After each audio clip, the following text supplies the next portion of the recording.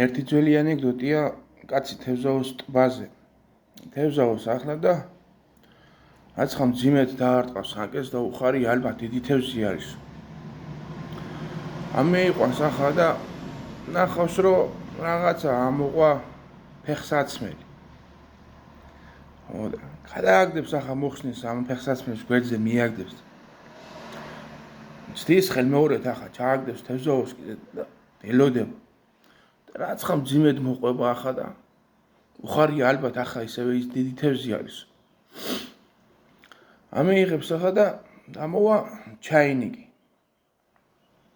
ამოდუ ალბათ ის სახელოს, ჩაინიკის სახელოს. მოხსნის ამ ჩაინს მიაგდებს გვერდზე. კიდეც ცდის ახლა და თევზაოს და ელოდება ახლა.